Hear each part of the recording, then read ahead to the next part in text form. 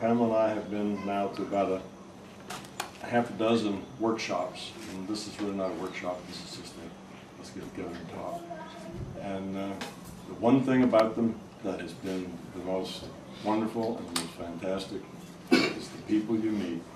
And thank you all for coming here. It's been my pleasure to meet all of you, and I hope we'll talk more as the evening goes on. That's really the key thing. That's been great for us, is we've met so many wonderful, wonderful people. As we've been from one coast to the other, to Canada, you know, all over the place. We've been to London twice.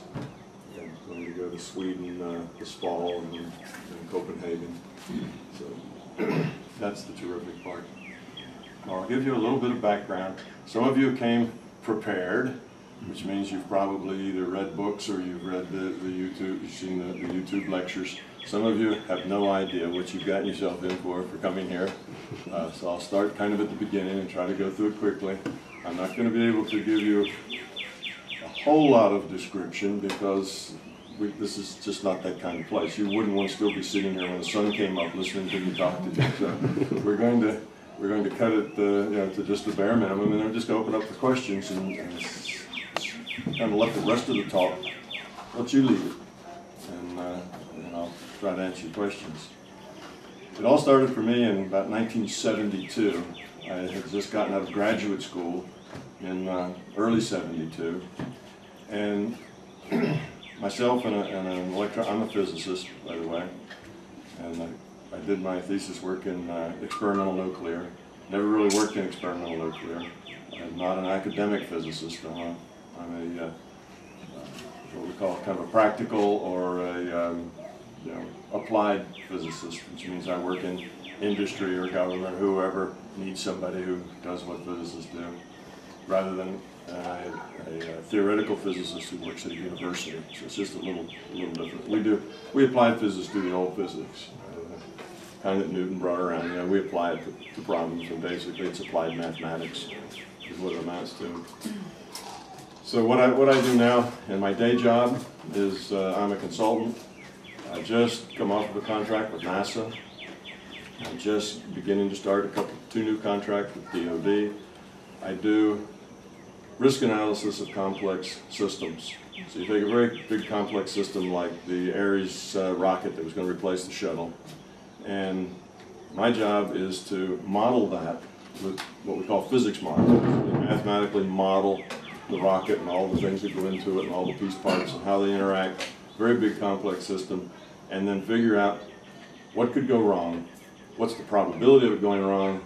If it does go wrong, what do you do about it? How do you fix it? How do you make it so it won't go wrong? So that's what a risk analysis is.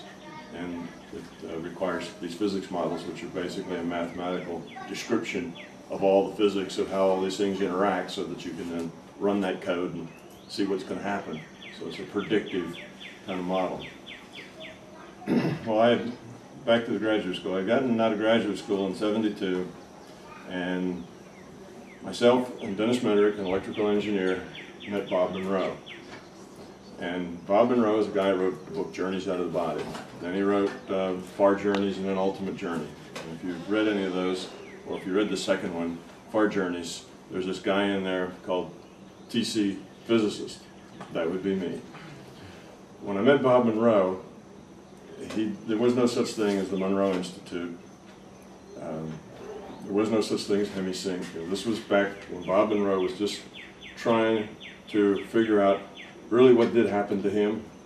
He was a guy who had out-of-body experiences, which means his consciousness was no longer centered, it seemed, in his body. He was just kind of out there someplace, and he found that he could go places, get information, and then later check to see that information was real, and sure enough it was. So he went from the point of not wanting to do this because it scared him half to death, thinking maybe he was losing his mind, trying very hard not to do it, to where he then experimented with it and said, gee, this is neat. You know, there's something real going on here. Now I want to understand it. I want to know how it works. So he built a building. It was one of these prefab buildings, wasn't much of a building, but he built that and it was going to be the lab for studying consciousness. But he had no idea how he was going to do that. Bob wasn't a scientist, and he really didn't know. It was one of those, build it and they will come. He had the inner intuitive knowledge that he needed to build this lab to study consciousness, even though he had no idea why or what would happen there. Dennis and I ran into Bob Monroe, and we were with a group of engineers, mathematicians, and scientists that were visiting from where I worked. And Bob looked at all of us and he said, well, you guys are all scientists and engineers. Any of you want to help me with my lab? You know, we'd like to research consciousness. And of course, my hand went up in an instant. I said, absolutely, love to do that, but here's the deal. You know, I'll be your scientist in residence, and that won't cost you a penny, but I want you to teach me what you know about consciousness and out of body. And then Dennis, he chirped right in and he said, me too, you know, same deal. So Bob took us up on it. And for the next 5 years, we probably spent 20 hours a week with Bob Monroe. We built equipment, we did experiments, we outfitted his lab, I mean, from soldering wires to, you know, designing things. It was the whole bit. So we'd do that for a while, and then Bob would come up from his home. This is this estate in Virginia. Bob was a reasonably wealthy gentleman. And he'd come up and he'd work with us and try to teach us, you know, how to do the out of body. And for Dennis and I, our big issue was, is this stuff real? You know, is this really real? Is this happening, or are we just imagining that it's happening? And it took us a while before we get to the point that we could answer that question.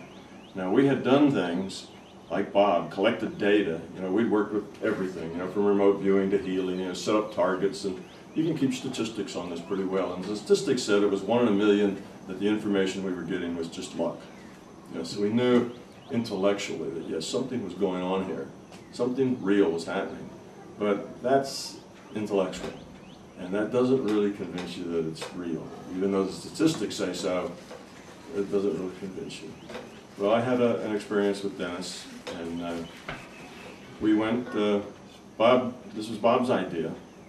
He had asked us to go out of body together, take a trip together. And we had now been working with him for probably 1.5 years, maybe going on 2 years. And by that time, Dennis and I were going out of body whenever we wanted to. Bob was a good teacher, so we were able to do these things. We'd done lots and lots of experiments, but neither one of us really could say that it was real. So he had a new idea. He says, you two go out of body and meet together up above the lab and go off on an adventure together. Now, the way this was done was that we were in these little booths with water beds. They were acoustically isolated from each other. That's soundproof. They were electromagnetically isolated from each other. They were solid metal walls all the way around, welded down the seams. And there were 3 units. I was in the first. Dennis was in the third. There was an empty one between us. And there was this microphone right above our lips coming down from the ceiling. And the way Bob had required us to do this, and it was a little odd at first, but he had his reasons. He needed to know what we were thinking and what we were experiencing if he was going to help us, you know, do anything. It's not like you could go do it and then come back later and tell him what you remembered. That wasn't going to work. So he trained us to do this out of body while talking to him on a microphone. So you'd go out and you'd do something, and at least my technique was, then I'd come back. I'd leave that alone, like that was now on hold. So they hit the pause control on that, come back, talk about it, go out, you know, come back. So it was that sort of thing. It was interviewing.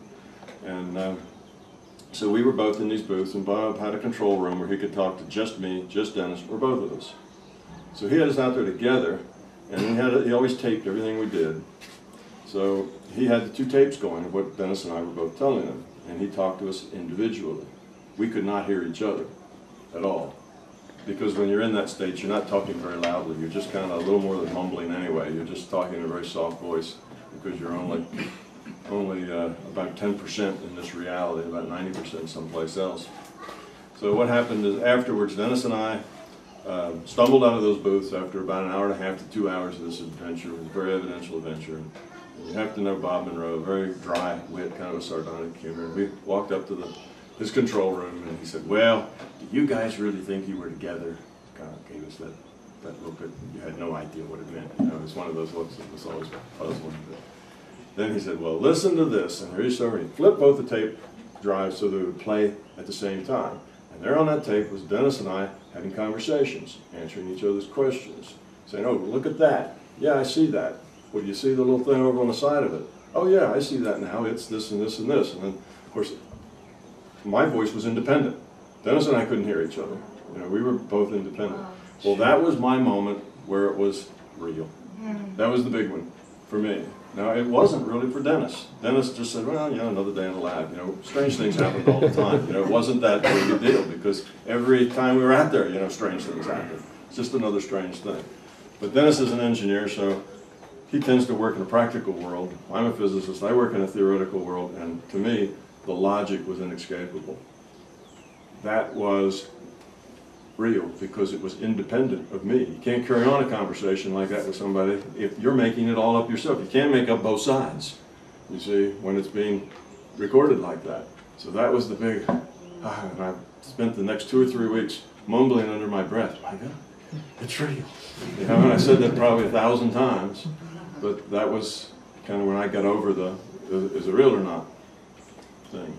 So in any case, Dennis and I came up with what became HemiSync. It was Dennis's idea to try the binaural beat technology. He founded, a guy Oster wrote an article in Scientific American, and this was back probably in 1972, and or 73, and he looked at it and says, hey Tom, let's try this. We were trying everything.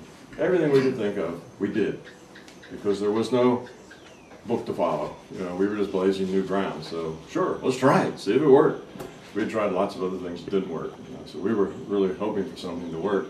And we did, and sure enough, it entrained the brainwaves. Sure enough, it forced a, forced in a light way. You know, it didn't actually force that you couldn't help. It helped you attain an altered state of consciousness that was equivalent to a really, really strong meditation state.